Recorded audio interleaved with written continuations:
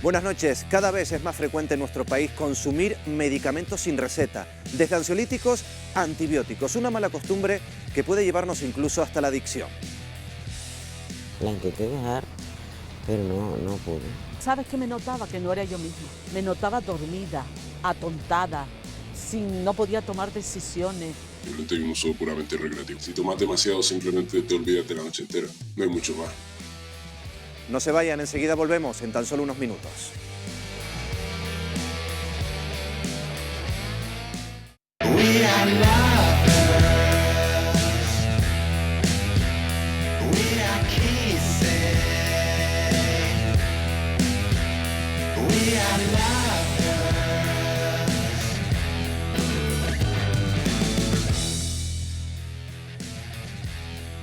Buenas noches y bienvenidos. La salud nos preocupa y más aún en una semana en la que el mundo está muy pendiente de la evolución del nuevo virus surgido en China. Aquí en Canarias se vuelven a llenar las salas de urgencia, pero por pacientes con gripe. Una epidemia de gripe que aumenta la demanda de medicamentos en un país en el que visitamos con demasiada frecuencia la farmacia. ¿Sabían que España es uno de los países que más medicinas consume del mundo? Muchos especialistas critican la sobremedicación a la que nos estamos acostumbrando. Tomamos fármacos para casi todo y algunos de ellos pueden generar adicción y problemas de salud a largo plazo. Ante la ansiedad, la depresión, el insomnio, la obesidad o la falta de energía, tiramos de botiquín sin ser conscientes de los riesgos que conlleva. Algo que también hacemos con los antibióticos. Se calcula que su mal uso provoca 3.000 muertes al año solo en España. ¿Somos conscientes de los riesgos de la sobremedicación? Esta noche, en Fuera de Plano, vivir dopados.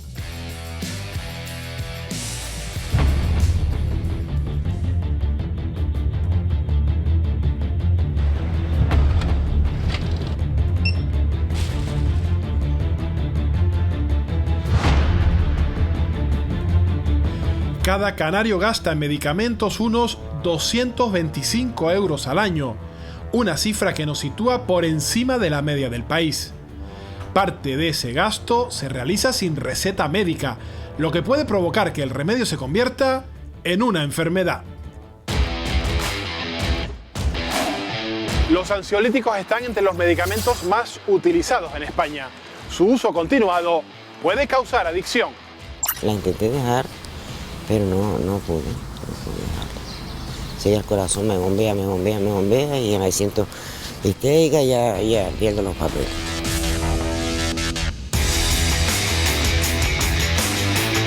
Acudir a un especialista es el remedio para las personas que quieren desengancharse de los ansiolíticos. Consumen una media de 6-8 pastillas diarias entre ansiolíticos y antidepresivos, pues simplemente para funcionar en el día a día. El 60% de las personas mayores de 65 años están polimedicados. Ellos son los que generan el mayor gasto farmacéutico. Me estoy tomando lo necesario para mantenerme vivo. Si no, no estaba aquí. Hay jóvenes que utilizan ciertos medicamentos como una droga más. Conseguirlos en el mercado negro es muy fácil. En general sí. Depende del producto y depende de cuándo y depende de cómo rápido los quiera, pero suponiendo que tenga suficiente tiempo, es fácil.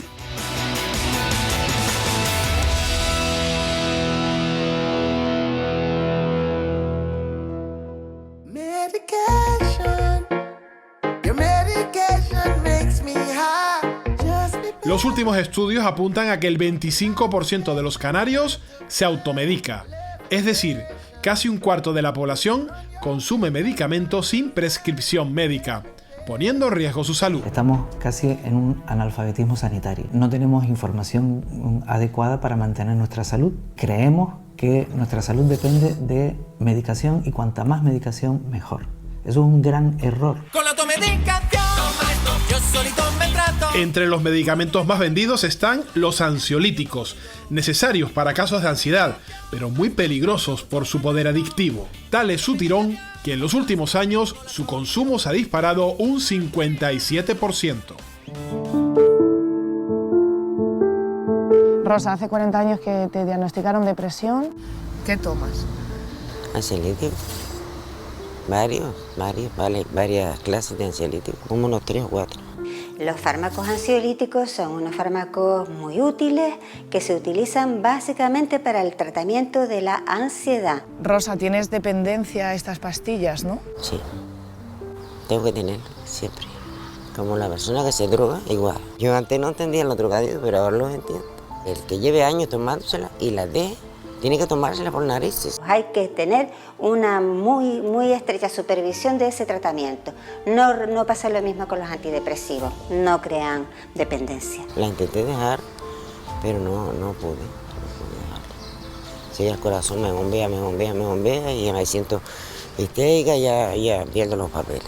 Pues me quisiera yo no tomar pastillas ninguna porque yo sé que me está haciendo daño al estómago. ¿Y el psiquiatra te ha dicho que las dejaras en algún momento? Que procurara a ver si podía dejarla. No me dijo déjala, pero que procurara a ver si podía dejarla y yo lo intenté. Aunque tú quieras, no puedes.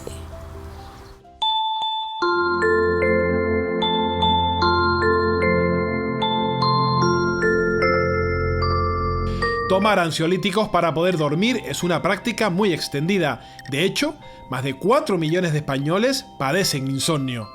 María Dolores estuvo 5 años tomando pastillas para conciliar el sueño, lo que le provocó dependencia. María Dolores, ¿por qué comenzaste a tomar esas pastillas? Tenía una depresión generada por un tema laboral y la única forma que entendió la psiquiatra de que mi cerebro descansara porque necesitaba descansar. Durante esos 5 años, ¿te consideras que eras dependiente de las pastillas? Totalmente dependiente.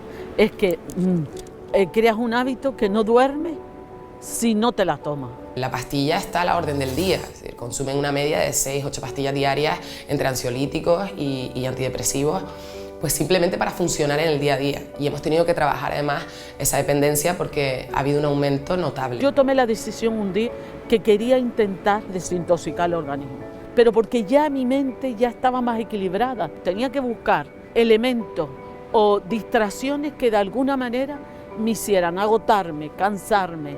¿Te ha dejado alguna consecuencia esta pastilla? Sí, tenía trastornos estomacales y además se me subía demasiado la tensión. ¿Cuántas noches pasaste sin dormir hasta que conseguiste quitártela? Un año estuve que escribía a partir de las 3 de la mañana porque solo dormía 3 horas. ¿Sabes qué me notaba? Que no era yo misma. Me notaba dormida, atontada, no podía tomar decisiones. Acabamos creando individuos un poco inútiles, emocionalmente hablando, a la larga.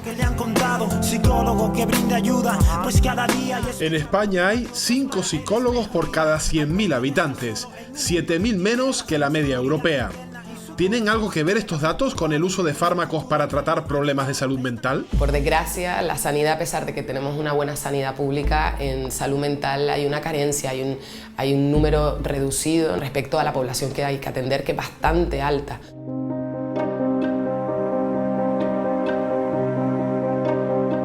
Fanny, tú en un momento determinado de tu vida tienes que recurrir al psicólogo. Sí. ¿Qué fue lo que motivó que acudieras y pidieras una cita para ese especialista? Motivos familiares. ¿Cuánto tiempo tuviste que esperar para obtener esa primera cita con el psicólogo? Tardó como 3 meses y algo. Sí, tardó un montón. ¿Esperas más de 3 meses para esa primera cita? ¿Y cuánto dura esa cita después? 20 minutos o 25. Como mucho el primer día te tarda media hora. Después 20 minutos, 15, más o menos. No tarda más a veces esperando que te llamen a lo que estás dentro. Un paciente se ha atendido durante 20 minutos, a lo mejor de media, 30 minutos, una vez al mes, pues insuficiente en muchísimos casos, en casi todos. Después de esa primera cita de la que hablamos, ¿cuánto tiempo tardaron en darte la siguiente? La primera fue en octubre, pues la segunda la tuve en marzo. O sea que estamos hablando de que prácticamente esperaste 6 meses. Sí. Si te pasa un montón de cosas, como ejemplo, mi motivo que era familiar, yo lo tenía que apuntar, porque ya cuando llegas ahí es tan poco tiempo que no te da tiempo de contarle todo lo que te pasa. Según un estudio del Centro de Investigación Biomédica, las personas con discapacidad intelectual están sobremedicadas. En muchos casos toman fármacos sin tener un diagnóstico claro. Marina, tú eres madre de un chico de 20 años que en un momento determinado le diagnostican trastorno de déficit de atención e hiperactividad. Sí, fue diagnosticado con 8 años, hoy en día tiene 20. Ha sido un largo camino. ¿Cómo reaccionas tú cuando a ti te proponen una medicación para tratar este trastorno de déficit de atención? Te asustas porque cada vez que coges un prospecto de cualquier medicina y lo lees, pues te asusta porque tiene contraindicaciones, es un niño, piensas que lo tiene que tomar toda su vida. El prospecto te dice que puede tener riesgo en el desarrollo, pues como madre te asusta, mi hijo no va a crecer. Muchas veces nos planteamos, y es verdad que le podemos dar un fármaco, no se lo podemos, si le va bien, le va mal, qué consecuencias va a tener.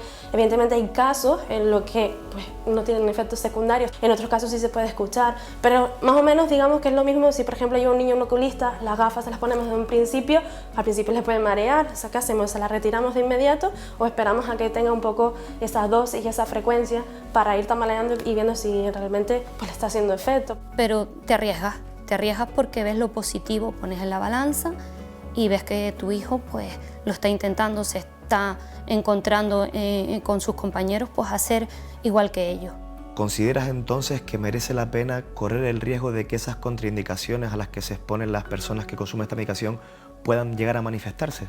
Sí, porque yo creo que ellos tienen el mismo derecho que tiene otro crío en terminar un curso, o se merecen el que sus compañeros los inviten a cumpleaños y puedan ir y puedan tener un comportamiento igual que el resto de niños. Y creo que la medicación les ayuda bastante. Muchas veces la medicación sabemos que en sí no va a trabajar esos trastornos comórbidos, va solo simplemente a ayudar en lo que es en el proceso de atención, de concentración, aquello en lo que en sí se diferencia de lo que es el TDAH, las siglas del TDAH, que es déficit de atención, hiperactividad e impulsividad. Y que hay algo en mi cabeza que anda mal, las cositas. Tomar tranquilizantes no es asunto exclusivo de adultos. El archipiélago es la segunda comunidad autónoma con mayor consumo en menores. 8.500 niños canarios lo hacen, un número muy superior a la Comunidad de Madrid, con 3 veces más de población.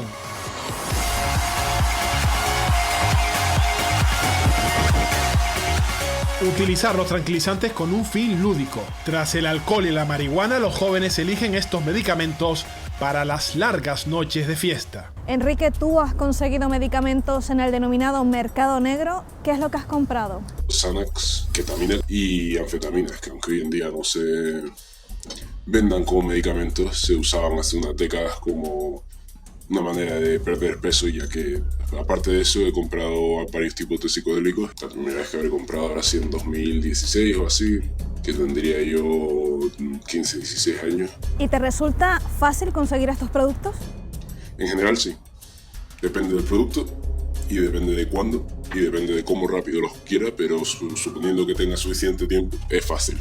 Normalmente empiezas con un camello que te venda marihuana y si el camello ve que eres alguien más o menos de fiar, puede que más adelante si tiene otras drogas te lo diga. Si no, muchas veces simplemente en alguna fiesta terminas conociendo a alguien que te ofrece. Muchas veces una caja de pastillas de la abuelita que pues tenía ahí en casa, o un amigo que se las puede dejar a otro, hace que el acceso para adolescentes pueda ser más fácil que si a lo mejor la sociedad no utilizase tanto los tranquilizantes. Yo le doy un uso puramente recreativo. Si tomas demasiado simplemente te olvidas de la noche entera, no hay mucho más. Yo la primera vez que lo tomé no sabía cuánto tomar y terminé tomando como el doble de lo que debería haber tomado y simplemente no me acuerdo de nada. Además que es una droga que te deja heavy, o sea, al siguiente día no es que estés muy activo, estás empanadísimo y no tienes ganas de hacer nada y estás ahí que no enteras de nada. Es una drogadura y se nota que es una drogadura. ¡Oli! Hola, mis amores, ¿cómo están el día de hoy? Hola a todos, ¿cómo están? Hola. Hola a todos, ¿cómo están? Para evitar el uso indiscriminado de fármacos entre los jóvenes, el Ministerio de Sanidad quiere establecer controles a las redes sociales, en las que algunas influencers recomiendan medicamentos. No sé si hay otras que se parezcan, pero en concreto las que me compro siempre son valen 2 euros y pico en la farmacia. Un medicamento cura, pero también puede generar daños si se usa mal, incluso puede producir la muerte y con esto no quiero asustar, ¿no? El medicamento no es un producto de consumo, es un producto de necesidad. Se le indica a la persona que lo necesita, que tiene unas patologías concretas y que está en un estado de salud concreto. Eres mi medicina, mi antídoto y vitamina. Además de seguir las indicaciones de personas sin cualificación médica, el 30% de los españoles reconoce consumir algún tipo de suplemento nutricional o vitamínico. En muchas ocasiones recurrimos a suplementos vitamínicos porque así queremos mejorar nuestra salud, pero ¿realmente los necesitamos? Hemos quedado con una experta en nutrición para comprobarlo. Hola Cristina, ¿qué tal? Hola Patricia. Experta en nutrición, ¿verdad? Sí. He traído varios suplementos vitamínicos y hemos quedado aquí en el mercado porque aquí se pueden sustituir esas pastillas, ¿no? Claro, por supuesto. ¿Entramos y compramos? Entramos. Venga.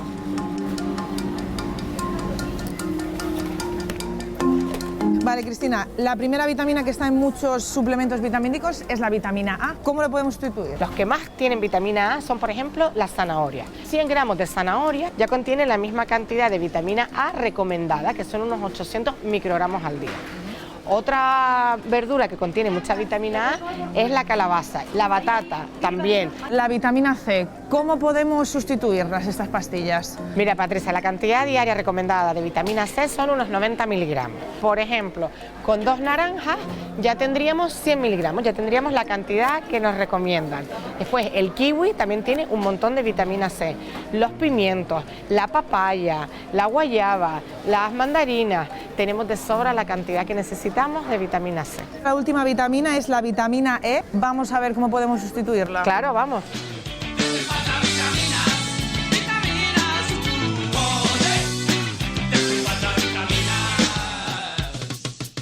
Mira, la vitamina E, la cantidad diaria recomendada son unos 15 miligramos. Uno de los principales son los frutos secos y dentro de los frutos secos las almendritas y las avellanas son las que más tienen. Entonces un puñadito de almendras como esto cubriríamos la cantidad diaria recomendada.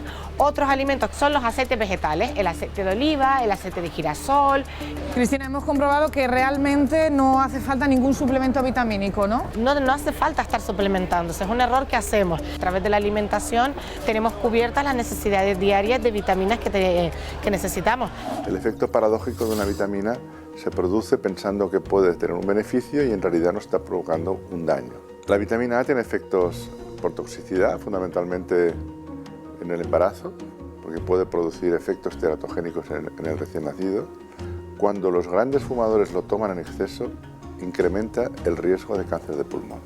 Estoy gordo y no lo puedo entender. Oh, oh, estoy gordo y no lo puedo entender. Otro de los productos más vendidos en la farmacia son las pastillas para adelgazar.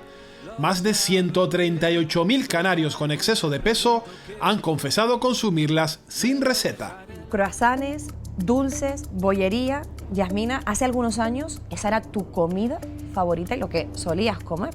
¿A qué recurriste en un primer momento? A tomar de todo. Probé desde batidos, pastillas, quemagrasa, de farmacia, de herbolario. Sí es verdad que a lo mejor en un principio podías perder 1 o 2 kilos, pero sí, había algunas que te daban diarrea, te hacían sentir mal, ¿sabes? Del estómago, pero algunas te daban hasta mareo. Lo tomabas porque querías bajar de peso. Ser lo que es pesar muchos kilos, yo he pesado más de 105 kilos. Y sé lo que es la desesperación de no bajar, de querer y no bajar y agarrarte a lo que sea. Uno de los principales problemas que tienen estas pastillas pues son que sobrecarga el riñón. Si una persona no necesita esa pastilla, realmente lo que vamos a hacer es hacerlo trabajar más de la cuenta y que podamos tener una futura patología de riñón. Nunca estaríamos ni aprendiendo a comer ni haciendo un hábito saludable. ¿Y en algún momento recurriste a algún médico para que te recetara algún tipo de pastilla determinada? A un médico no. Te ibas a un centro deportivo y ahí sí, verdad que te recomendaban. No hace falta tener nada específico. Vas allí, te presentas, pides lo que quieres y te lo dan. Pero estar más delgados no es la única razón que lleva a una persona a consumir medicamentos sin control.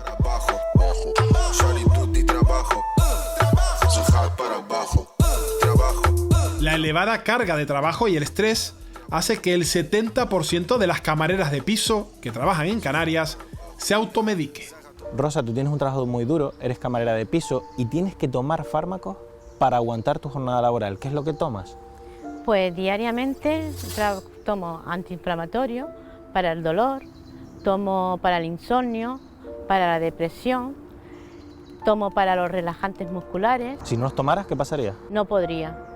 Trabajaría como 4 horas y ya a partir de la 5ª hora estaría ya arrastrando los pies, doliéndome los hombros. Nosotros vemos como los cocineros en los hoteles también se automedican por su estrés laboral, vemos como los trabajadores de las tiendas del textil, como los trabajadores del comercio en general, pues también se están automedicando y esto es un problema grave para la sociedad en este momento. Aquí tengo media farmacia.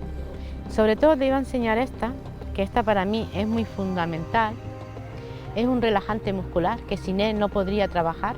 Al principio fueron automedicadas, pero llegó un momento que ya me la han tenido que recetar a propios médicos. ¿Tú has tenido consecuencias en tu día a día de tomar tantos fármacos? Sí, acidez, mucha acidez. Dolores de estómago, que por eso es el protector, pero muchas veces el protector llega un momento que dice hasta aquí, estreñimiento. ¿Cuánto dinero te gastas al mes para poder automedicarte? De 50 a 60 euros mensual.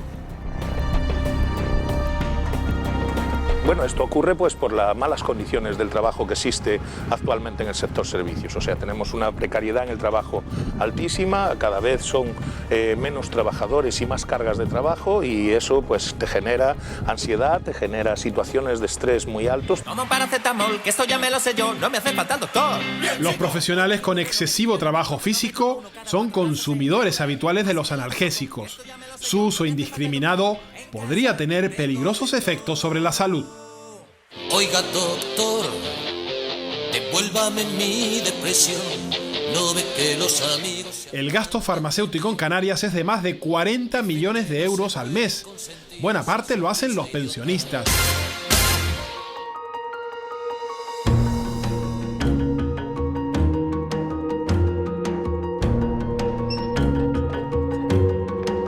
Buenas, don Orlando. Muy buenos días, ¿cómo estamos?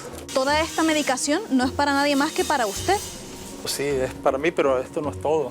¿Y cuántos medicamentos suele comprar usted en la farmacia? Bueno, a lo largo del mes, más de 30. ¿Y para eso cuántas veces suele venir aquí a una farmacia? Normalmente vendré unas 6 veces o 7 al mes, pero de igual manera, la verdadera botica la tengo en casa. ¿Ah, sí? Sí. ¿Y qué le parece si la acompaño y me la enseña? Vámonos, como decimos en mi tierra.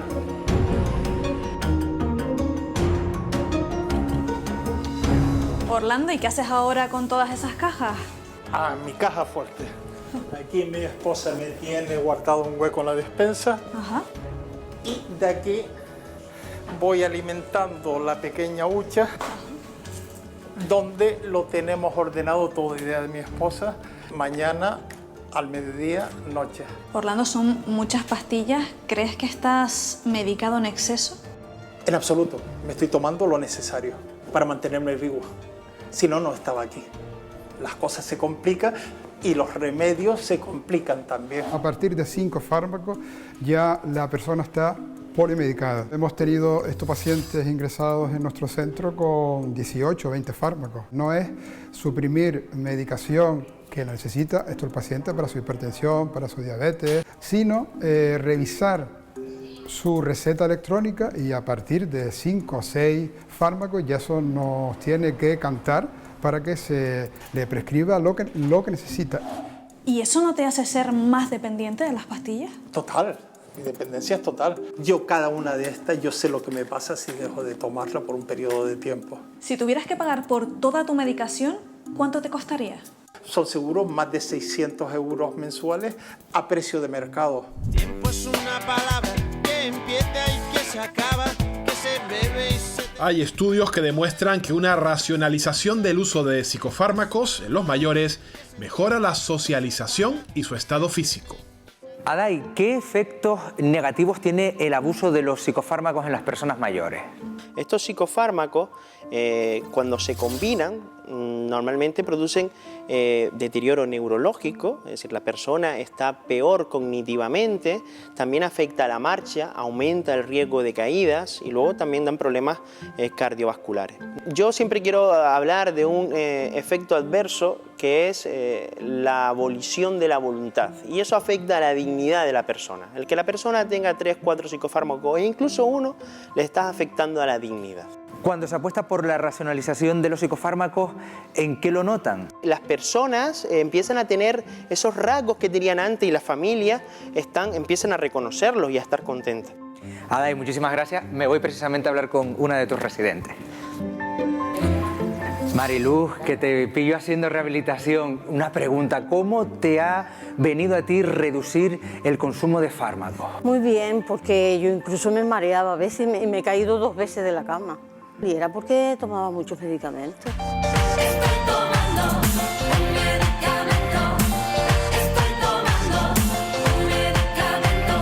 España es líder europeo en el uso de antibióticos. Más de 3.000 personas mueren cada año en nuestro país por culpa de la resistencia a estos medicamentos. Podría ser un problema para la salud pública el consumo excesivo de antibióticos no pautados, que si uno se automedica no cumple los tratamientos adecuadamente, con la dosis, el tiempo de tratamiento, pues entonces ahí es donde las bacterias se pueden hacer resistentes a esos antibióticos y tener un problema a largo plazo porque dejarían de hacer efecto sobre esa bacteria. Los pediatras también han alertado sobre el abuso de microbianos entre los menores. El 90% de las infecciones que padecen son víricas, no bacterianas, por lo que no es necesario el uso de antibióticos.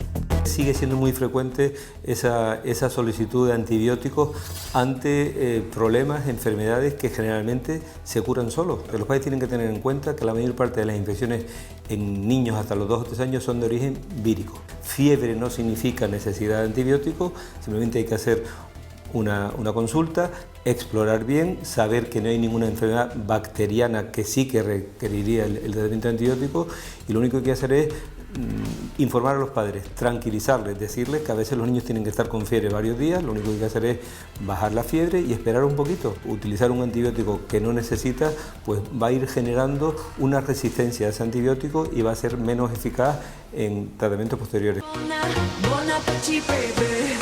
¿Y lo que comemos? ¿Qué papel juega en la creciente resistencia a los antibióticos? Javier, las autoridades sanitarias advierten constantemente de los peligros del uso indiscriminado de antibióticos, pero su uso también en animales puede suponer un perjuicio para nuestra salud. Somos el primer país de la Unión Europea en uso de antibióticos en animales. Hablamos de casi 400 miligramos por kilo de carne de animal. Pero realmente, ¿cómo nos afecta el uso de antibióticos en la industria cárnica? En España hablamos de más de 30 millones de cerdos. Estos cerdos son tratados con antibióticos y estos, claro, el contacto con las bacterias, estas bacterias empiezan a ser resistentes porque son a veces antibióticos muy parecidos a de los humanos. No tengo dinero ni nada que dar. Pero el uso abusivo de antibióticos también puede tener efectos sobre la economía. ¿De qué forma? En los países desarrollados del mundo, 5 bacterias resistentes a los antibióticos suponen un gasto hospitalario adicional de unos 1.000 millones de euros al año. Pero si no se toman medidas, en los próximos 30 años este coste va a aumentar exponencialmente. Hay que recuperar nuestro sitio y volver al principio, digo, la vida natural, personas de verdad. En el lado contrario de los que abusan de los medicamentos están los que prefieren no tomar nada, como Adrián, que nunca ha consumido fármacos. Hola Adrián. Hola, sí, ¿qué tal? ¿Qué tal? Muy bien. Nos encontramos justo delante de una farmacia, uno de esos establecimientos al que tú sueles acudir muy poco, ¿no? Sí, no suelo acudir casi nunca. ¿No consumes ningún medicamento tú? No, la verdad es que de forma general no suelo consumir medicamentos. En el caso de que tú te enfermaras con una gripe, que tuvieras un dolor de cabeza, ¿cómo tratarías esa enfermedad? Pues mira, las veces que yo me he puesto enfermo en mi vida, una gripe, un resfriado, enfermedades comunes, pues he recurrido a descanso, tomarme la vida con calma y remedios caseros en general. No puedes pretender que todo el mundo deje de tomar medicamentos. Hay personas que dependen de los medicamentos y yo no estoy en contra de eso. Yo estoy en contra de tomarlos yo. Me duele la cabeza, voy a la farmacia, tal medicamento, miro los efectos secundarios, hay una lista enorme. Para quitarme un dolor de cabeza, sacrificando todo lo que me puede hacer un medicamento, prefiero evitarlo. El gasto farmacéutico público aumentó un 14% durante 2019 en España. No en vano, la industria farmacéutica genera más de $1,5 billones. A nivel mundial, la industria farmacéutica es una de las principales en materia económica, tanto de generación, producción como de rentabilidad. En materia de producción, por ejemplo, mientras que la industria energética basada en el petróleo se estima que su cuota mundial está en torno a los 2,5 billones de dólares, la industria farmacéutica podría alcanzar incluso el 1,5 billón de dólares. A nivel comparativo, por ejemplo, tengamos en cuenta que la industria armamentística se estima que está en torno al billón de dólares, por lo tanto, incluso mejora su importancia. Buena parte de culpa del excesivo consumo de medicamentos la tiene la publicidad. Las farmacéuticas gastan millones de euros en anunciar sus productos. Nosotros los farmacéuticos no somos muy partidarios de que se publicite ningún medicamento. Se puede inducir a un consumo inadecuado, no a un uso eficiente y racional del medicamento. Estoy enfermo, que nadie me puede curar. Durante la epidemia de la gripe aumenta la publicidad de medicamentos. De hecho, la farmacéutica factura más de 200 millones de euros gracias al virus. ¿Está justificado el consumo de tanto antigripal? No. Lo que pasa es que, claro, la publicidad también es poderosa. Cristina y Jonathan acaban de pasar por una gripe hace poco tiempo. ¿Qué es lo que han tomado para aliviar sus efectos? Yo me he tomado unos sobres para el tema de la gripe y unas pastillas para contrarrestar la fiebre. Pues yo lo que me he tomado son remedios naturales y algunos caseros para contrarrestar los efectos de lo que llamamos la gripe. Y Jonathan, ¿y cuánto dinero has gastado en medicamentos? Con la receta del seguro, pues en torno a 10-15 euros. El gasto que yo tengo es levantarme, abrir la despensa, cogerlo y usarlo. Si yo paso la gripe con paracetamol de 500, por ejemplo, no hace falta que me compre un antigripal que me pueda costar 5 veces más. ¿Y cuánto tiempo tardaron en superar la gripe? Tomándome los medicamentos, yo tardé como unos 3 días en que se me fuera la fiebre. En el caso mío fueron 4 días. ¿Creen que es necesario tomar medicamentos para pasar la gripe? Para mí sí, porque llevo toda la vida con medicándome así cuando estoy enfermo. ¿En tu caso? Es evidente. No lo necesito. Los antigripales no curan la gripe. Los antigripales, su función es mejorar los síntomas provocados por un estado gripal. Pero el poder de esta industria no cuenta con el beneplácito de todos. Vicente es farmacéutico y practica la desprescripción. Francisca, ya estamos llegando a la consulta médica porque hoy te iban a revisar los medicamentos que tomas. Sí, yo vine a consulta con mi doctora de cabecera y me estuvo comentando que, bueno, que había muchos medicamentos en mi plan de tratamiento y que, bueno, pues que se iba a hacer una consulta con, por lo visto, farmacéutico de atención primaria, que viniera a hablar con él para que me explicara un poco cómo estaba mi plan, revisar mi tratamiento. Está la consulta. ¿Se puede? ¿Qué tal? Buenos días. Buenos días. ¿Qué tal? Hola, un placer, buenos días. Estoy viendo en su historia clínica que tiene 15 medicamentos. Eso me tendrá que usted que decir. Doctor, ¿qué es exactamente la desprescripción? Los medicamentos no son para toda la vida. Los medicamentos hay que usarlos por un tiempo determinado y siempre tienen que ser constantemente reevaluados dependiendo de la situación clínica. Que en el caso de Francisca, 15 medicamentos, 15 fármacos, está polimedicada. Es una paciente polimedicada. No podemos permitir que esa medicación se mantenga de por vida. Hay que hacer estos procesos de desprescripción a la misma vez que mañana a lo mejor el paciente necesita otra prescripción nueva. Usted agradece que en este caso se le rebaje la dosis de fármacos, que pueda tomar menos pastillas, ¿no? Sí, yo estoy encantada. Son bastantes las que tomo y bueno, el tema de la vida diaria, de la casa, la cocina, los chiquillos, también el ir al trabajo, pues hay veces que digo, ya no sé si me tomé la pastilla que tenía para la atención de por la mañana, igual se me ha ido. Hay muchas personas polimedicadas en Canarias, es muy común. Estamos hablando de un porcentaje en pacientes mayores de 65 años, incluyendo el concepto de más de 5 o 6 medicamentos, de aproximadamente un 25% de esa población. No hay medicamento inocuo. El consumo de ansiolíticos puede conllevar graves problemas de adicción. El uso inapropiado de analgésicos conlleva consecuencias para el riñón, las vías urinarias y hasta psiquiátricas. El abuso de los antibióticos está provocando la aparición de nuevas bacterias resistentes que que la propia Organización Mundial de la Salud califica de amenaza inmediata. Si seguimos abusando de los fármacos, puede que el remedio acabe siendo más dañino que la enfermedad. ¿Y usted? ¿Cuándo se medicó por última vez? Esta mañana a las 8 de la mañana. Anoche mismo para poder conciliar el sueño. Yo tomo medicamentos todos los días. Hace menos de una semana. Hace una semana que tomé paracetamol. La última vez que la tomé fue ahora mismo.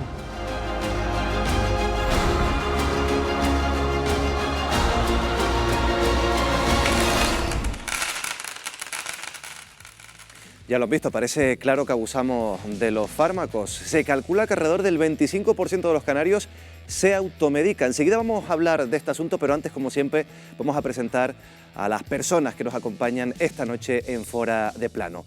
Basilio Valladares, Fernando Redondo, Chicha Rosarena, Aida Martínez, Guillermo de la Barreda y Carlos Domínguez. Buenas noches a todos. Buenas noches. Vamos a empezar por Guillermo de la Barreda. Él es médico, además presidente de la Asociación Canaria para la Defensa de la Sanidad Pública. Guillermo, ¿están recetando demasiado los médicos? Bueno, vamos a ver. Yo creo que el problema hay que enfocarlo por otro lado. El gran problema que tenemos ahora en la sanidad canaria es la falta de educación en salud. Y eso, desgraciadamente, no se soluciona sino presupuestando en salud. Se considera que menos del 10% de un presupuesto sanitario en salud crea problemas de salud. En Canarias, en el año, creo, 2018, el porcentaje que se dedicó a salud pública fue del 0.97%. Con esos parámetros no vamos a llegar a ningún lado. Por otro lado, el problema hay que dividirlo en dos partes. Uno es la polimedicación o la medicación y lo de los ansiolíticos y los antidepresivos. A mí me gustaría decir que hay cuatro fases en este problema. Brevemente, porque vamos a ampliarlo después, Guillermo. La necesidad de verdad del medicamento, la prescripción del medicamento, la dispensación del medicamento y la utilización del medicamento. Enseguida profundizamos en esas cuatro ítems, cuatro referencias. También le pregunto a Basilio Valladares, científico, investigador, yo creo que es un perfil muy conocido por todos los canarios. Te pregunto, Basilio, por otra de las patas, la de los farmacéuticos. No sé si los farmacéuticos están transmitiendo al que entra por la farmacia los peligros de consumir muchos medicamentos. Si crees que necesitamos realmente tantos fármacos.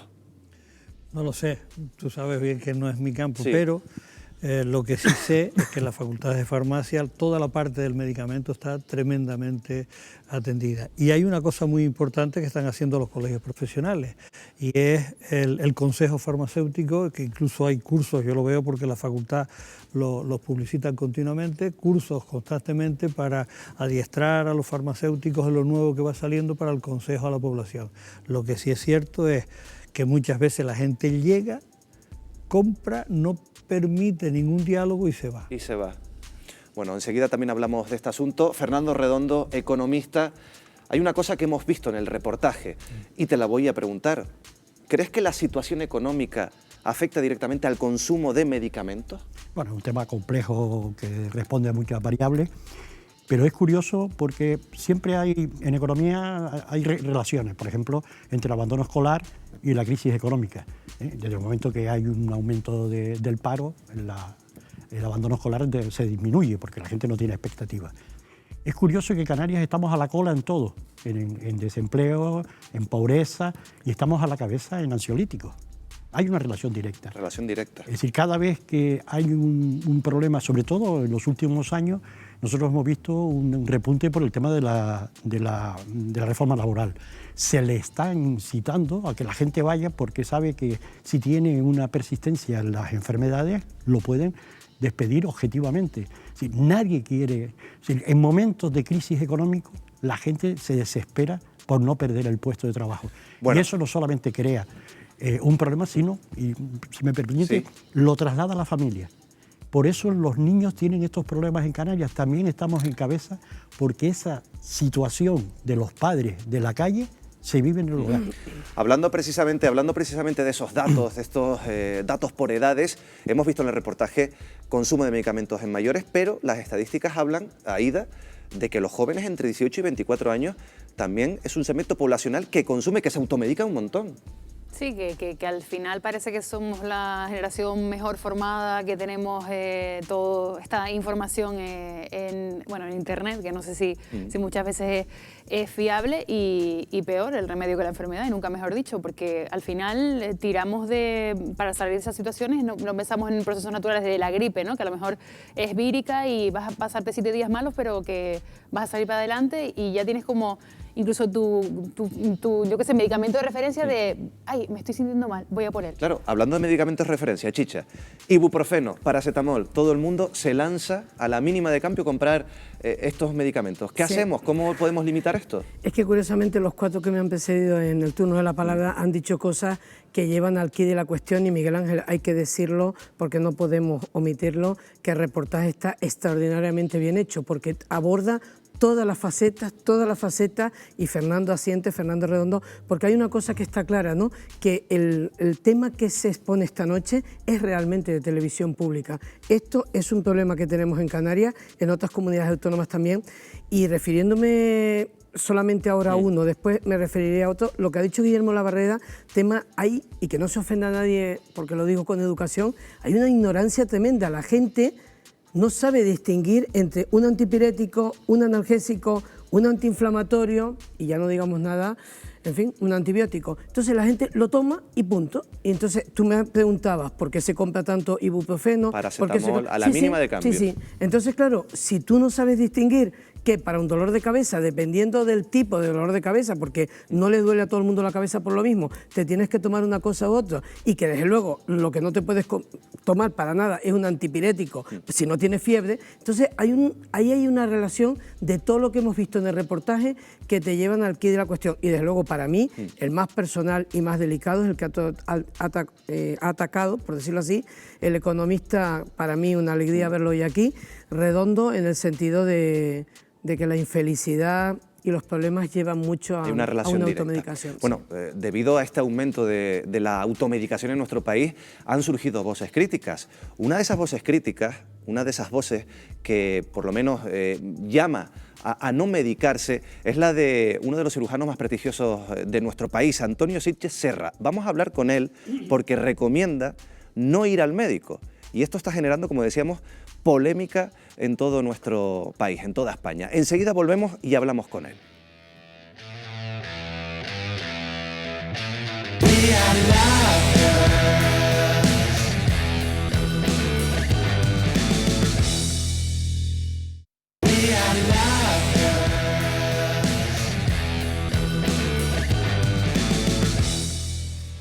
Retomamos el debate en Fuera de Plano, estamos hablando de medicación, de automedicarse. España es uno de los países del mundo que más medicamentos compra. Fíjense, antes hablábamos de medicamentos a los que uno recurre. Pues en España se compran 47 millones de cajas de ibuprofeno al año. Es una cifra altísima. En el reportaje, Carlos, hemos visto la importancia de la publicidad de los medicamentos. Había farmacéuticos que estaban en contra, que no es un consumo, que es una necesidad. ¿Estarías a favor de limitar la publicidad de medicamentos? Bueno, limitar la publicidad de medicamentos para el público en general, pues sí, porque lo que tendría que hacer el ciudadano es ir al médico a ver qué es lo que quiere, lo que le viene bien. Pero si a mí me lo ponen en un medio de comunicación, me lo ponen en la calle, me están diciendo que yo lo compre antes de ir al médico, pues no, yo eso la verdad que sí que lo limitaba, pero estamos hablando de limitarle algo a una de las industrias más fuertes como es la industria farmacéutica. Creo que estamos con un problema muy serio de desconocimiento, de ignorancia, como decía Chicha. A mí me llamó la atención lo que dijo una persona en el reportaje, dice, no tenemos información adecuada para mantener nuestra salud. Pues ya está, claro y en botella. Vamos a ver, blanco y en botella leche, por lo tanto, ¿qué tengo que hacer? Ir al médico. Incluso hablábamos del chico de medicina natural. Bueno, si a lo mejor se lo recomienda un médico, porque el que tiene que saber la medicina natural también es un médico. El médico es el que tenemos que empoderar en ese tema. Por lo tanto, nos falta mucho conocimiento, mucha educación y tener en cuenta una cosa, no hay medicamento inocuo, se dijo. Por lo tanto, señores, esa sí es la publicidad que yo pondría. Cuidado, no abusar de los medicamentos, que no hay ninguno que sea inocuo. De todas formas, Chicha, tenemos esa coletilla en todos los anuncios de medicamentos, con ese fondo azul, consultar antes con el farmacéutico. Lea el prospecto, sí, sí. Consulta a su farmacéutico. Yo no sé si hacemos caso. Por lo visto, yo creo que no. Creo que Basilio te lo dijo en la primera pregunta que le hiciste, y decía Basilio Valladares que la gente entra en la farmacia y al final muchas veces ni se deja aconsejar, o sea, ya van. Y fuera de cámara estaba comentando Guillermo de la Barrera un tema también muy importante, el tema de que la informante, la que aconseja, puede ser la vecina. Entonces la vecina o el vecino te dicen que te tomes tal cosa que a ellos les ha ido muy bien, sin darse cuenta que a lo mejor tú tienes un problema de insuficiencia renal, insuficiencia coronaria, o simplemente has tenido una úlcera. Y hay determinados medicamentos, y ya no digamos nada la cantidad de ibuprofeno que acabas de decir que se consume en España. Fíjate, antes Guillermo de la Barrera daba 4 ítems de los problemas. Fíjense, porque hablamos del consumo. Nosotros vamos a la farmacia y nos dan los medicamentos pues en cajas, en lugar de dosis. Escuchen lo que dice Jonathan Márquez, economista, sobre esta manera de repartir los medicamentos. Normalmente un tratamiento que puede durar una semana, a razón de 3 pastillas al día, pues son 21 pastillas a la semana. Sin embargo, compramos la caja que vienen 40 pastillas. Estamos tirando pastillas a la basura o en el peor de los casos nos estamos automedicando en el futuro. Guillermo, hay que limitar este sistema, hay que limitar las dosis para evitar este despilfarro. En la mayoría de los países tú tienes una patología y tienes que hacer un tratamiento durante 3 días, o 7 días, o 10 días, y la medicación que te mandan es para esos 7 o 10 días, no para 15, ni para 20, ni para un mes. Y eso es muy importante.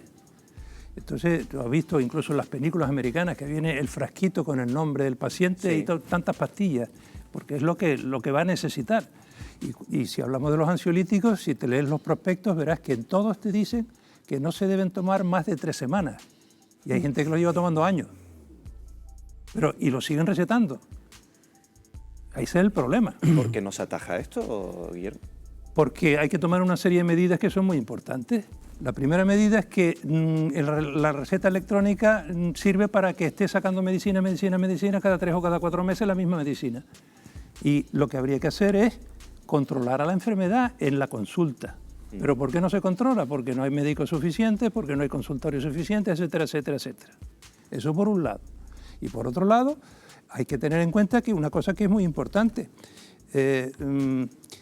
Cuando uno receta una medicación, es una medicación para el paciente X, pero no para todos los pacientes. Y como decía Techicha, la vecina receta para todos los pacientes. Y no digamos Internet o los anuncios que ya están saliendo de medicaciones en los periódicos.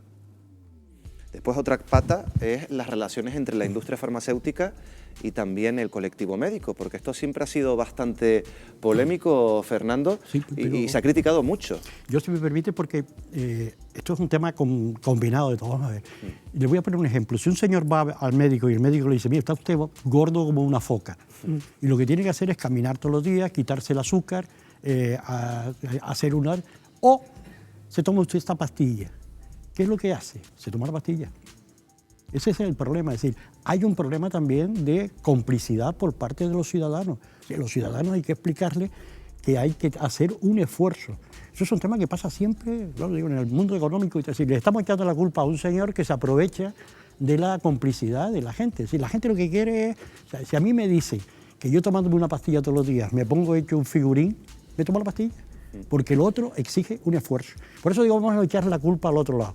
A lo que quiero llegar, esto es un problema de educación desde el principio, porque la gente hay que explicarle que la enfermedad no es un producto que se combate sentado o en un despacho, tiene que ver con toda nuestra vida, con nuestras prácticas nutricionales, que salió allí muy bien, también. Las rutinas, tiene que ver con muchas cosas, ¿no? Entonces aquí nos sentamos y decimos, la culpa es de la farmacéutica. No, mire, usted también tiene parte de culpa. Antes comentábamos, Fernando, que ya había muchos analistas, también muchos profesionales que estaban pues alzando la voz ante esta excesiva pues medicación, esta excesiva automedicación. Uno de ellos es, como decíamos, uno de los cirujanos más prestigiosos de nuestro país, Antonio Sitges Serra, y además ha publicado recientemente un libro que se titula, si no me equivoco, Si puede, no vaya al médico. Imagínense cómo ha caído esto también y la polémica que ha generado. Creo que ya podemos hablar con él en directo.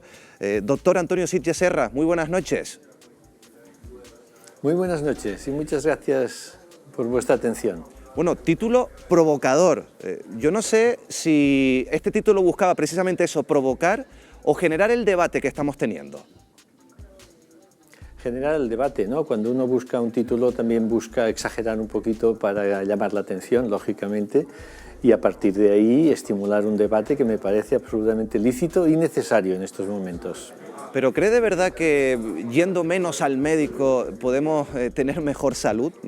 Perdone por simplificarlo tanto. Es una buena pregunta. De hecho, la tesis general del libro es que nuestra salud es buena, los índices de salud de nuestra población española son de los mejores del mundo, que no hay que preocuparse. Es un libro que pretende enviar un mensaje liberador, ¿no?, a la ciudadanía, que no se preocupe tanto por la salud, que nuestra salud en general es buena, y es buena porque también tenemos buena sanidad, pero sobre todo también estilos de vida. Pensad que la medicina contribuye un 15 o un 20% a la salud, pero el resto son los factores ambientales. Por tanto, no más medicina implica siempre más salud. De hecho, el exceso de médicos también puede comportar la generación de un exceso de pacientes. Los médicos también quieren ganarse la vida.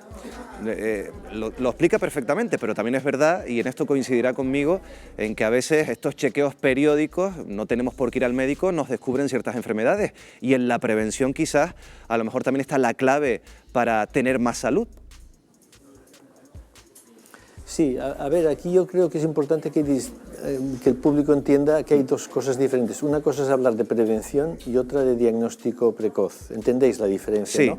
Sí. ¿No? La prevención no se basa en la visita al médico. La prevención se basa en cosas muy simples, ¿no? Las vacunas, los estilos de vida, 4 conceptos básicos de higiene, de salud laboral. Esto es la prevención. Luego vienen los chequeos o los cribados de cáncer, que tienen como finalidad lo que llaman el diagnóstico precoz, es decir, que no se encuentren pronto una enfermedad que, si la dejamos evolucionar, puede ser grave.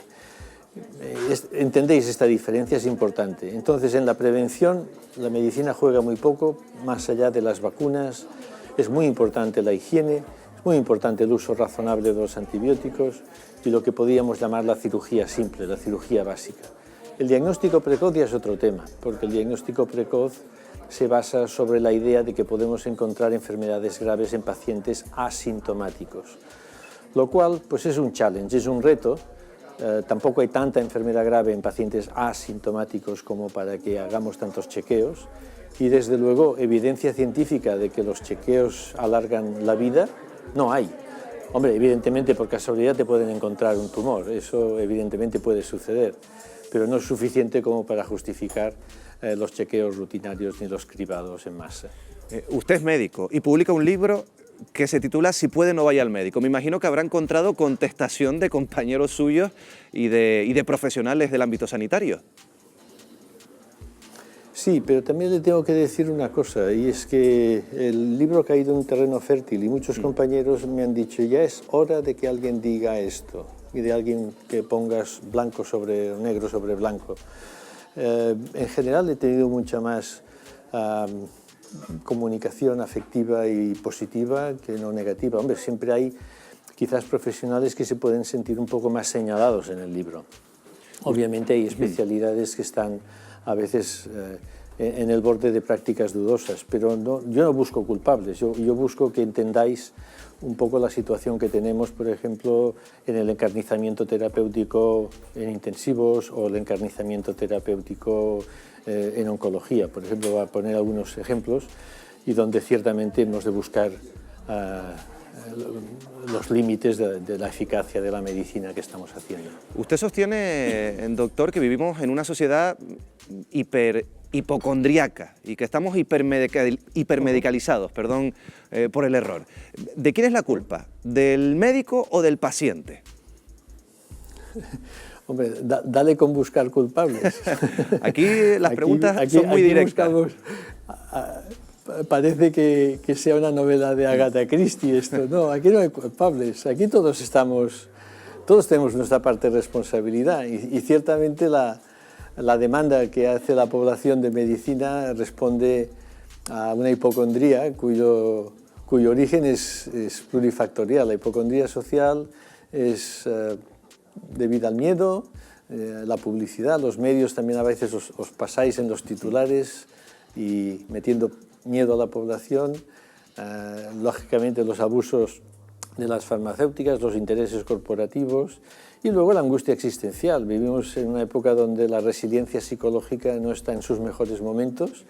Se calcula que la mitad de personas por encima de 65 años están tomando alguna medicación neuroléptica, lo cual quiere decir que tenemos relativamente pocas armas para defendernos psicológicamente de los sinsabores de la vida y del miedo a la muerte. Y al final los miedos pueden con nosotros. Dice también, doctor, que estamos intentando vencer a la muerte con procesos, con medicamentos muy costosos, que quizás habría que acostumbrarse a ese tabú, al tabú de la muerte. Explíqueme un poco más esto. Bueno, acostumbrarse no, a desmontarlo, ¿no? Sí. Claro. Yo citaría aquí una aportación reciente de un bioeticista muy solvente, que es Callahan, que dice, hombre, ¿y si tratásemos de recuperar la muerte natural?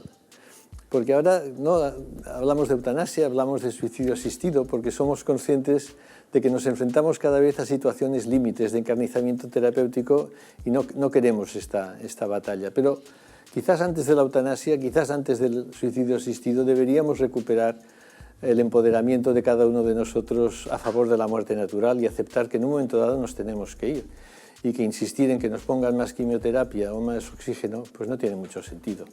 Y aquí cada uno de nosotros y el empoderamiento del ciudadano es fundamental. Aquí no se trata de hacer una ley, se trata de que cada uno de nosotros reconozcamos el límite que tenemos en nuestra vida, tengamos una responsabilidad demográfica, que digo yo, que sepamos pasar el relevo a la gente joven y irnos sin aspavientos, porque en definitiva el encarnizamiento terapéutico no lleva a nada, solo aumenta los costes, aumenta el sufrimiento de las personas y de sus familias.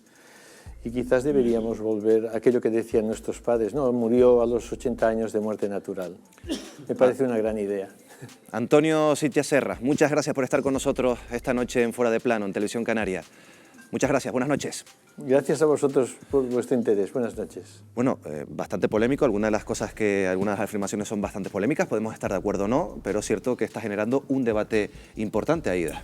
Pues sí, además es duro escucharlo de encarnizamiento terapéutico y pensar que de alguna forma te dice como poner límite a nuestra vida, más allá de esos fármacos, pero sí es cierto que tenemos que plantear si la cuestión es añadimos años a la vida o añadimos vida a los años, ¿no? Esa vida, pasar esos años pues postrado en una cama con una medicación que a lo mejor te hace que estés relativamente bien, ¿compensa, no compensa?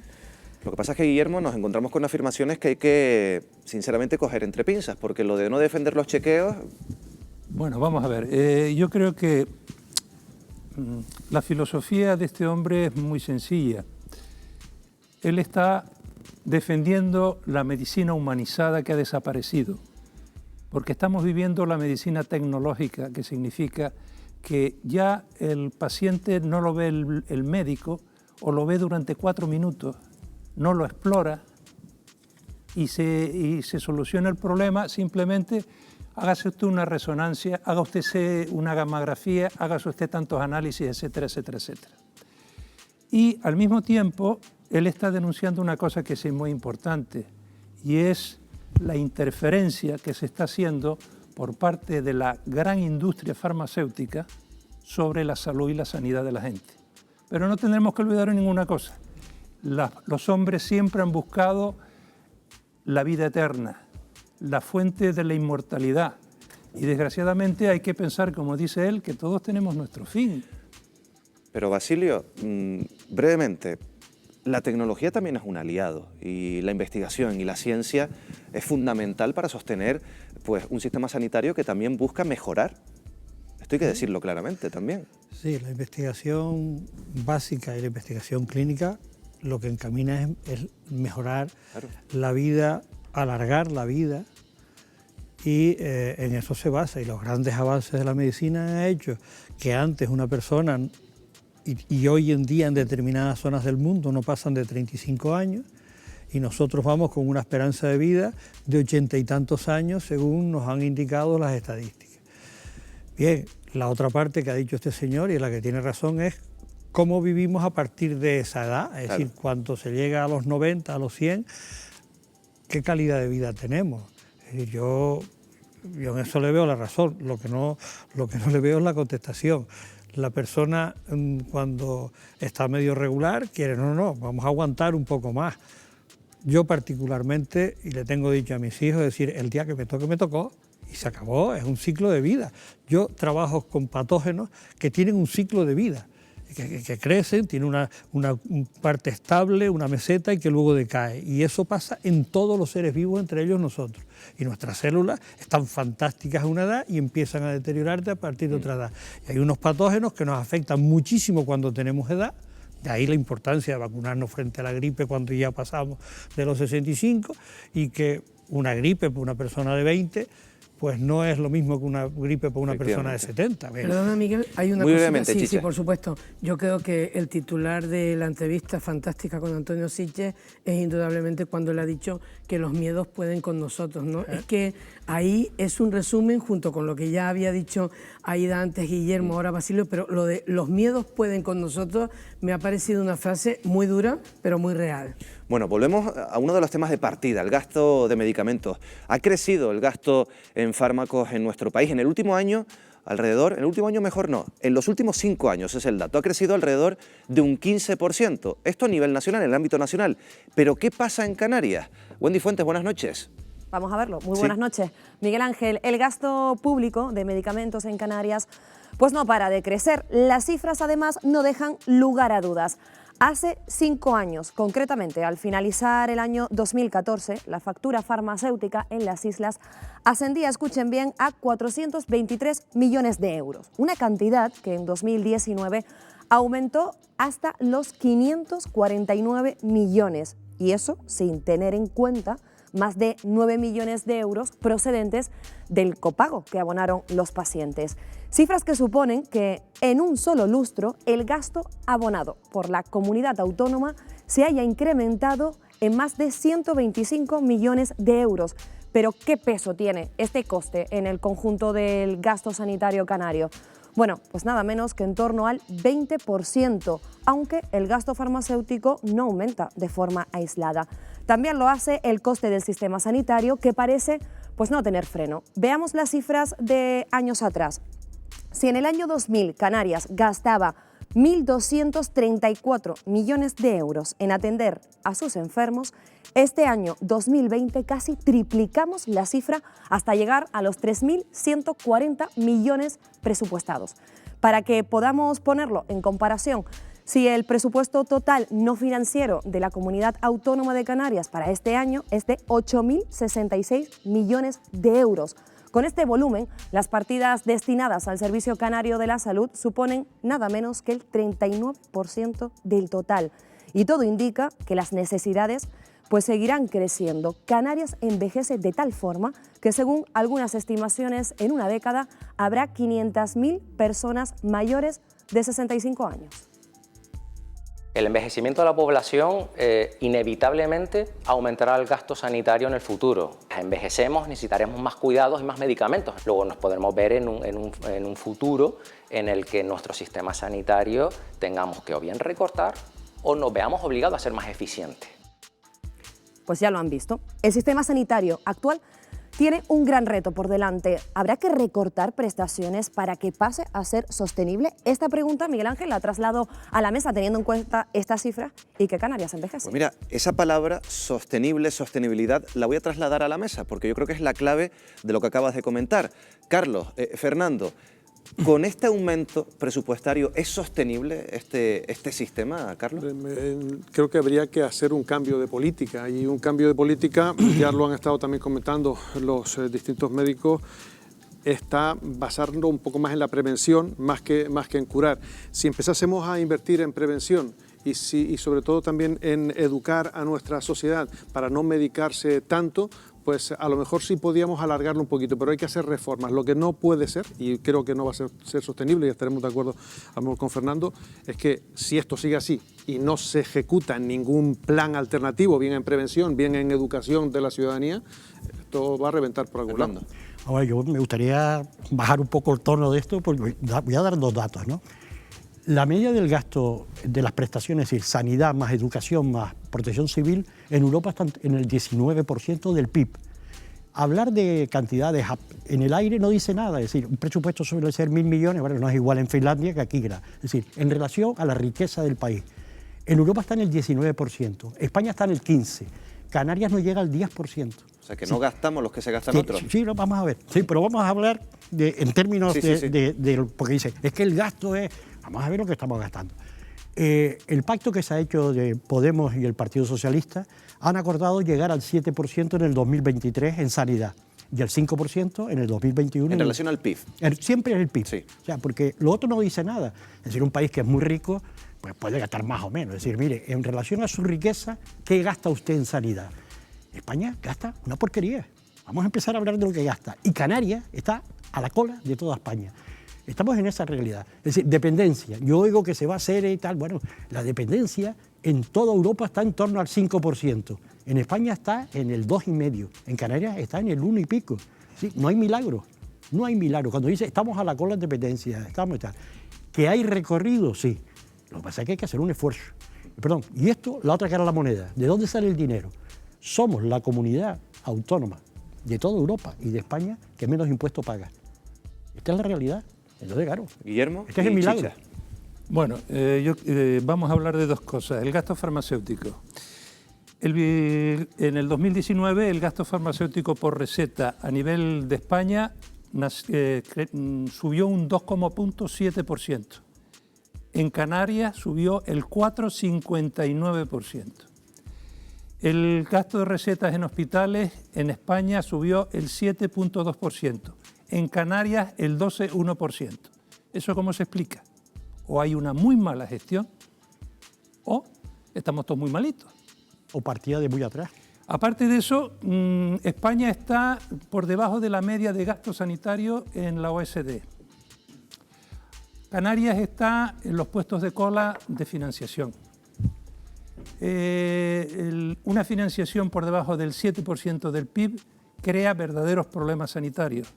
Nosotros en Canarias creo que estamos en el 6,03. Sí, pero hasta ese poco estamos en el 4,90 y en el 5. Y entonces así no se puede salir y hay una serie de medidas que hay que tomar urgentemente. Bien, al hilo de lo que decía ahora Guillermo Labarreda, y retomo su última frase, hay que tomar una serie de medidas. Quizás lo que habría que hacer es una redistribución del gasto. Y una de las cosas que hay que enseñarle a la gente, y salió en el reportaje inicial Miguel Ángel, es una frase también con la que yo me quedé. Los medicamentos no son para toda la vida, son para una toma determinada. Si tenemos una serie de gastos excesivos en algunos casos, porque la gente se cree que los medicamentos son para toda la vida, no para tomarlos cuando realmente los necesitamos, pues a lo mejor por ahí se podría ahorrar algo. Nos encontraríamos, saldría ahora Fernando Redondo a decirlo como economista que es, además de categoría, hay una cosa que está clara, la redistribución del gasto habrá que hacerla basándose en algo, y muchas veces esa redistribución va a ser muy polémica, porque a nadie le gusta que le quiten de lo de él. Claro. Hablabas, Chicha, de si somos conscientes del gasto sanitario, del gasto farmacéutico. Si como ciudadanos, a la hora de consumir un medicamento, de comprar un medicamento o de utilizar pues, los servicios de la sanidad pública, somos conscientes de lo que cuesta. Vamos a ver unos datos. Miren, ahí lo estamos viendo. La estancia hospitalaria, un día cuesta 670 euros. Nos cuesta a todos. Es cierto que después, vía impuestos, lo pagamos. La intervención por cataratas o glaucoma, la intervención cuesta alrededor de 2.438 euros. Ahí lo están viendo, es lo que cuesta esa intervención. Y un trasplante hepático de los más habituales en Canarias, alrededor de 34.082 euros. Si tenemos también que utilizar un traslado por helicóptero, eso ya asciende alrededor de 6.536 euros. Son cifras para que nos demos cuenta que también la sanidad pública nos cuesta a todos. Yo no sé, viendo estos datos como ejemplo, si somos conscientes, si como ciudadanos somos conscientes que esto cuesta. Aida. Yo lo que nos impresiona cuando precisamente vemos estos datos, porque parece al final como el que va a un restaurante y ves el menú y la carta y ves los precios y entonces eres realmente consciente del uso que estás haciendo. Pero hay que pensar también en la contención del gasto farmacéutico. Cuando empezaron los primeros años de la crisis, empezaron con medidas como, por ejemplo, reducir el precio del fármaco a través de los conocidos como genéricos, ¿no? Que es verdad que al principio había un poco de reticencia en la población, pero no se consiguió en ese momento, no se consiguió reducir de alguna forma la prescripción de esos fármacos, con lo cual se atacan todos los puntos, pero en eso es a lo mejor donde precisamente se debería incidir en quizá poner más profesionales que puedan dedicar más tiempo a esos pacientes, para lo que ya han comentado mis compañeros, de realmente pues hablar de esa prevención, de esa vida saludable, y que no sea pues al final ir a la consulta del médico y que en 10 minutos te tengan que despachar porque tiene una lista interminable a lo mejor de 40 pacientes ese día. Bueno, ahora les pregunto también por este asunto a todos. Somos conscientes del gasto que representa este tipo de intervenciones, de medicamentos, farmacia, sanidad pública, pero hemos hablado, lo hemos visto en el reportaje, de cómo está ligado, lo decía también Fernando, la depresión, la ansiedad, los trastornos a la hora de consumir medicamentos y cómo eso va siendo también mella en nuestra sociedad. Nuestra compañera Patricia Reyes está con una psicóloga, con Pino del Rosario, y nos va a hablar de esta unión. Patricia, muy buenas noches. Buenas noches, Miguel Ángel. España es líder europeo en el consumo de fármacos para la ansiedad y la depresión. Estamos con Pino del Rosario, ella es psicóloga. Buenas noches, Pino. Buenas noches. El Servicio Canario de Salud cuenta con un centenar de psicólogos, según la Consejería de Sanidad. ¿Son suficientes? Actualmente son insuficientes los psicólogos y las psicólogas que están en el Servicio Canario de Salud, teniendo en cuenta que casi el 50% de las personas que asisten a atención primaria ya tienen un problema o se acercan con un problema de depresión y de ansiedad, son insuficientes. Muchos pacientes aseguran que el tiempo que se destina en cada sesión es una media de entre 20 y 30 minutos y que además entre sesión y sesión pasan varios meses. En estas condiciones, ¿es efectivo el tratamiento psicológico en la sanidad pública? Inicialmente se aconseja que las sesiones tarden aproximadamente unos 50 minutos e incluso dependiendo de la persona pueden incluso tardar más, 20 minutos escasos. Y evidentemente de una sesión a otra que pasen varios meses no hay una continuidad en las intervenciones y entonces influye negativamente en el proceso de evolución de esa persona. La opción que queda para muchas personas es costearse un psicólogo privado, pero no todas pueden. En este sentido, ¿se está abriendo una brecha de clases sociales en la atención psicológica? Bueno, sí, evidentemente es una desigualdad.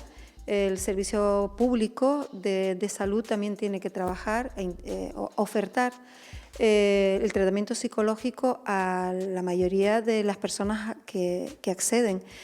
En caso contrario, lo que estamos entonces trabajando la psicología o los problemas psicológicos como si fueran aspectos de salud de segundo orden, y no es así. ¿Hay relación entre la escasez de psicólogos y el exceso consumo de fármacos para la depresión y para la ansiedad? 2 de cada 3 personas que se acercan a la atención primaria con este tipo de problemas son tratados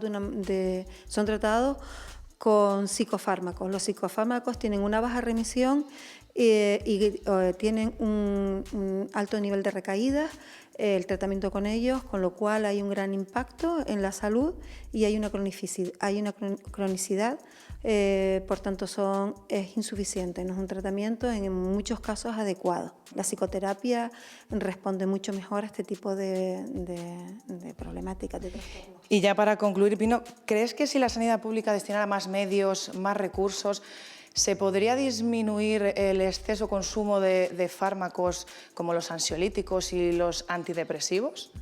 Teniendo en cuenta lo que antes comenté, que casi el 50% de la población en atención primaria es tratada, viene con problemas de ansiedad y de depresión, si hubiera en atención primaria la figura del psicólogo o de la psicóloga, y teniendo en cuenta el origen de este tipo de trastornos biopsicosocial, responden mucho mejor a psicoterapia y a trabajo multidisciplinar. Pues muchísimas gracias, Pino. Miguel Ángel, buenas noches y dejamos el debate sobre la mesa. Gracias, Patricia. Un debate bastante interesante porque fíjense, en España más de 2 millones de personas pues toman ansiolíticos. Hablamos de un problema, de algo polémico. Si hay suficiente número de psicólogos y psiquiatras y si aumentando este número pues se solucionaría esta estadística. No sé si Fernando o Guillermo quieren aportar algo. Vamos con Guillermo, que tú conoces un poquito más ese ambiente. El problema de la sanidad canaria es un problema básicamente de personal y básicamente de infraestructura. Cuando yo oigo decir a la psicóloga que tiene 20 o 25 minutos para ver un paciente, veo al médico de atención primaria que tiene escasamente 5 o como máximo 10 minutos para ver un paciente. Y ese médico de atención primaria tiene que diagnosticarlo, tratarlo y educarlo sanitariamente, lo cual es imposible. Entonces, está claro que hay un déficit de personal muy importante que es el que está de una forma repercutiendo negativamente en el tema. ¿Por qué? Porque muchas veces se medican a los pacientes para cubrir el tiempo que tarda en venir las pruebas diagnósticas, una serie de cosas. Guillermo, en este caso manejamos una estadística, ahora me dirás tú si esto se acerca a la realidad o no, pero de los ansiolíticos que se recetan, el 19% lo hacen psiquiatras, pero el 80-81% restante lo hacen médicos de familia. Bien, yo te digo una cosa, ¿por qué la receta de ansiolíticos no es una receta especial como por ejemplo la de los opiáceos y solo puede ser prescrita por especialistas? Esa es la forma de acabar con esto. ¿Y por qué no se hace? Déficit de gestión, claramente. Y luego el señor que es especialista le dice, mire, esto durante 5 días, 5 pastillas, esto durante 10 días, 10 pastillas. Disminuirás el gasto sanitario y muchas cosas más. Pino decía en la entrevista con nuestra compañera que 2 de cada 3 personas con problemas psicológicos son tratados de forma inadecuada. Si te das cuenta, si 2 sobre 3 son tratados de forma inadecuada y la gente no va a un psicólogo o a un psiquiatra por gusto, sino ya, digamos, porque no queda otro remedio, porque se han dado cuenta de que, bueno, que la enfermedad, lo que sea, llámalo, el mal, el síndrome, llámalo como quieras, cabalga en un sentido que hay que atajarlo. Guillermo acaba de decir una cosa que es verdad, que, bueno, determinados medicamentos habrá que administrarlo con un tipo de receta especial que muchas veces se habla de ella. Claro, especial en el sentido de que no la pueda comprar cualquiera. Claro, pero claro, aquí nos estamos encontrando, por lo que dice Guillermo, Carlos, y ahora también le pregunto a Fernando, con falta de personal, con problemas de gestión. Claro, es que es lo que hablábamos antes, y lo matizo un poco más cuando me preguntabas la sostenibilidad. Sí. Es que no es sostenible en el aspecto económico, porque vemos que tenemos carencias, no podemos afrontar todo lo que queremos, y después en el aspecto social también. Por lo tanto, porque tenemos a una sociedad que está enganchada a los ansiolíticos, a la medicina. Por lo tanto, hay que actuar en prevención y también en gestión. Son los 2 puntos donde ahora hay que apretar. Si apretamos en prevención, vamos a hacer que la gente se desenganche un poco, por lo tanto vamos a abaratar también. Y si hacemos en gestión y hacemos que sean solo 5 pastillas en vez de todo el paquete, también vamos a ahorrar. Pero tenemos que hacerlo. No podemos estar esperando a que venga otro y lo haga. Fernando. Voy a poner un ejemplo.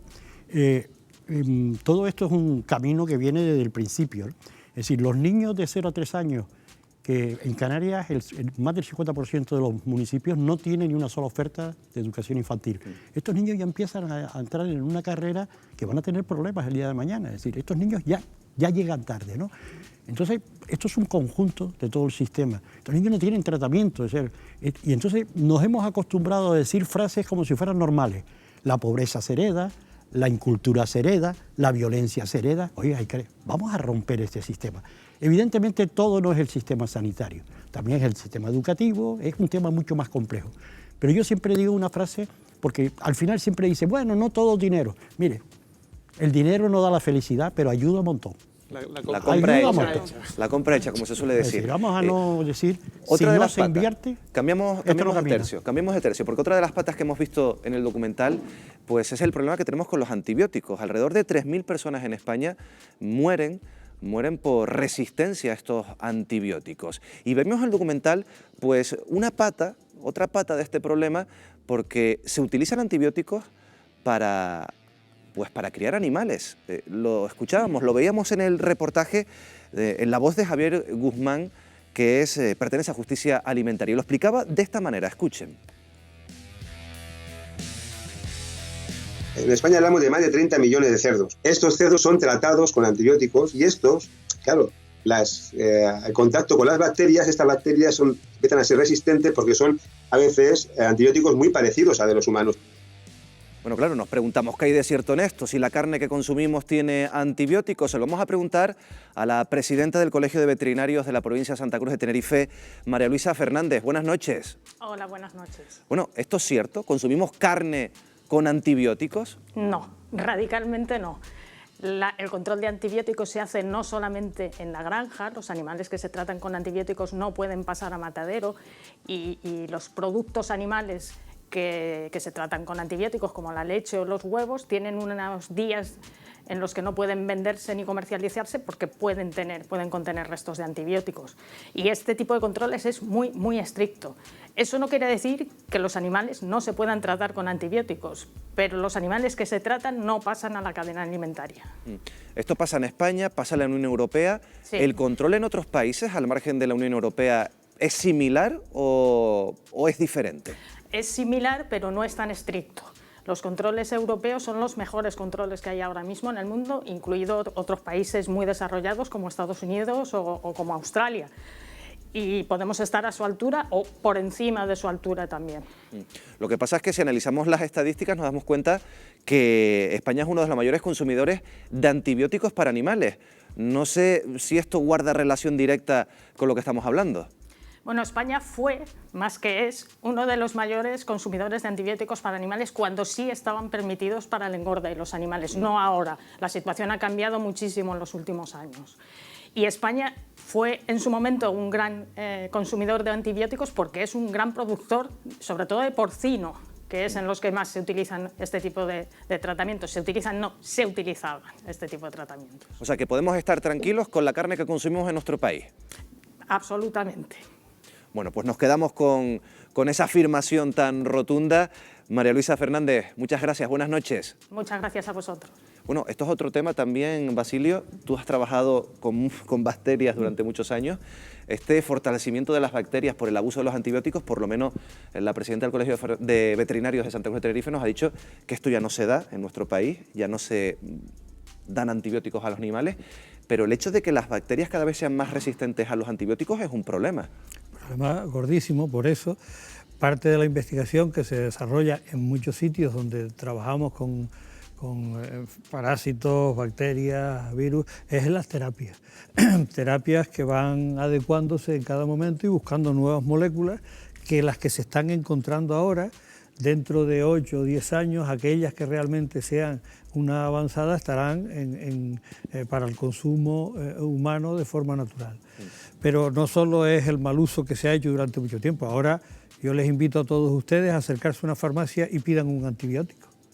No se lo dan, salvo que esté previamente recetado por un médico, lo cual es la forma adecuada. Y al mismo tiempo, en la receta más el consejo farmacéutico le lleva a decir usted se lo tiene que tomar los 5, los 7, lo que le ha mandado según el tipo de antibiótico. Eso es así.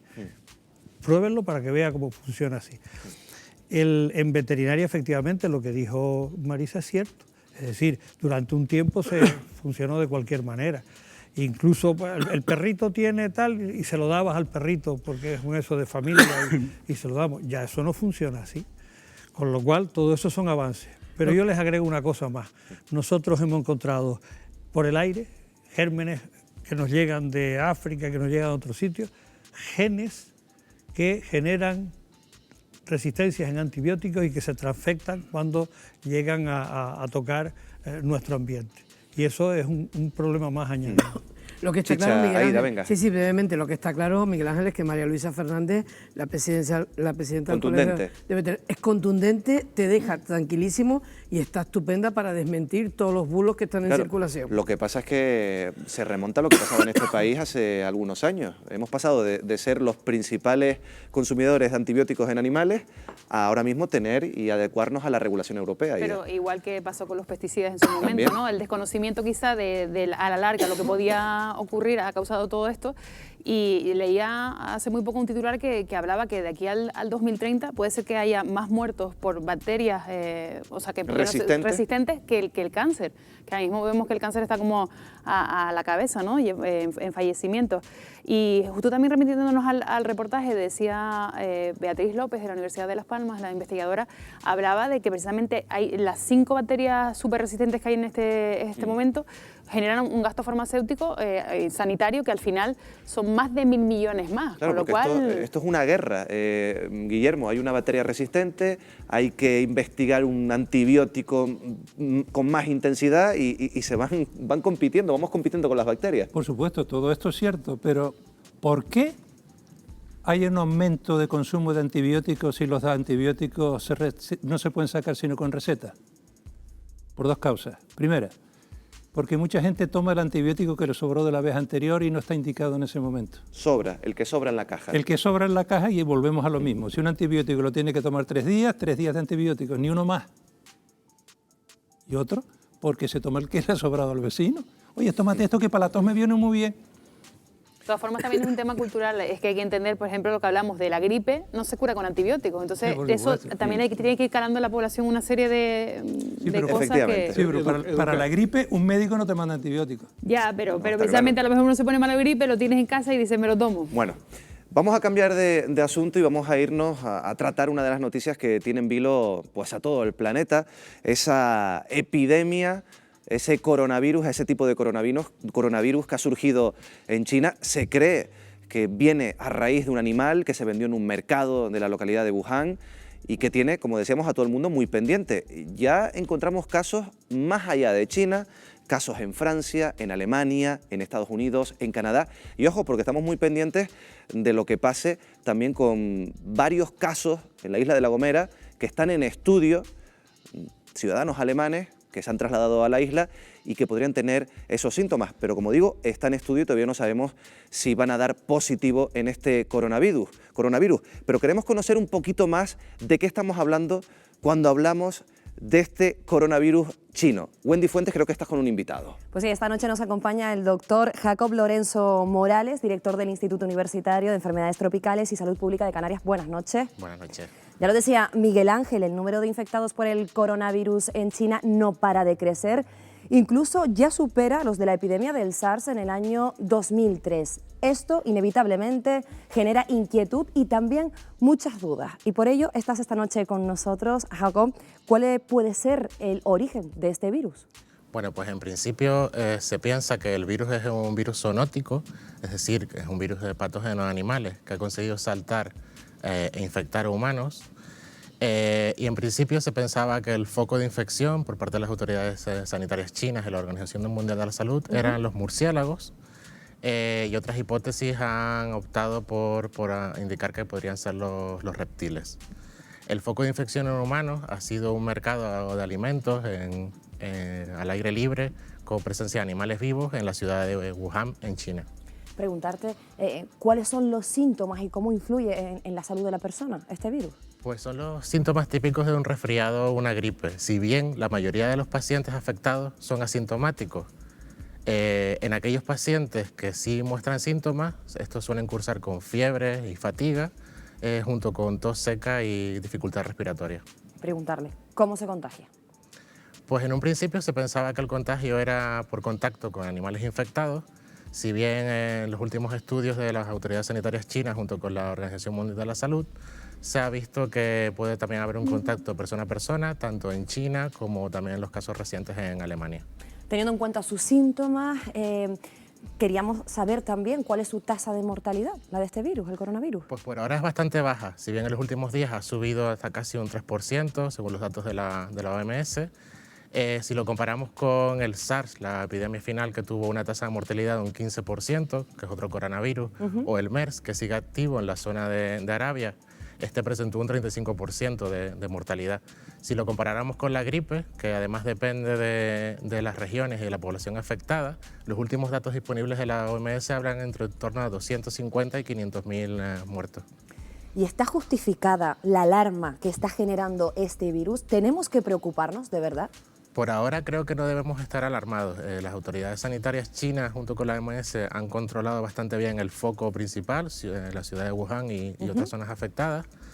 Y debemos ver qué va a ocurrir en los próximos días. Ya se ha visto que el virus tiene una tasa de mutación bastante alta, pero tenemos que esperar a ver qué hacen las autoridades y los especialistas en el tema. Aprovechando esta imagen, la pregunta, ¿llegará a España el coronavirus? Pues debido a las migraciones y a los viajes internacionales, la probabilidad de que ocurra es posible.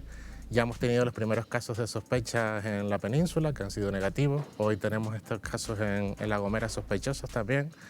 Pero me vuelvo a reiterar que la zona principal de contagio ha sido bastante bien limitada, por lo que la probabilidad sigue siendo bastante baja. Gracias por estar esta noche con nosotros, resolvernos estas dudas. Miguel Ángel, yo me quedo con el titular, no tenemos por qué preocuparnos de momento. Yo creo que eso es lo fundamental, pero ya que tenemos a Basilio Valladares por aquí, me gustaría preguntarle, incidiendo un poco en esa idea, si debemos preocuparnos, de qué manera afrontar esta crisis, porque es verdad que ya el número de contagios ha superado al del SARS. Yo me acuerdo que el síndrome de respiración aguda también fue una noticia bastante contundente y que llamó la atención a todo el mundo y provocó una alerta. Este coronavirus ya ha superado al SARS. Yo no sé si tenemos que preocuparnos, Basilio. Estoy de acuerdo con lo que ha dicho Jacob. El número de pacientes puede variar. Lo importante es el índice de letalidad, es decir, cuántos se mueren por cada 100.000 habitantes. O el porcentaje, si en vez de dejarlo por 100.000 lo vas a dar por 100. Yo creo que ahí es donde está el problema. Los virus que nos llamaron la atención y nos parecía que se iba a morir todo el mundo, pues tuvieron una letalidad en el 20 y tantos por ciento, el 30%, aquello luego se paró y se acaba. Este parece que es menos letal y primero hay que ver cómo evoluciona. Y según los propios especialistas chinos, dice que llegará en menos de 10 días al pico y luego empezará a decaer.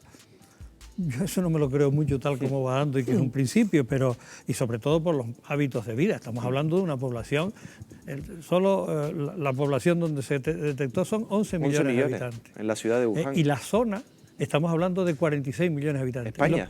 España. Y los paralizaron a todos. ¿Ustedes se imaginan a toda España metida en su casa? Pues eso lo han hecho ellos, es decir, es otra manera de comportarse y de funcionar.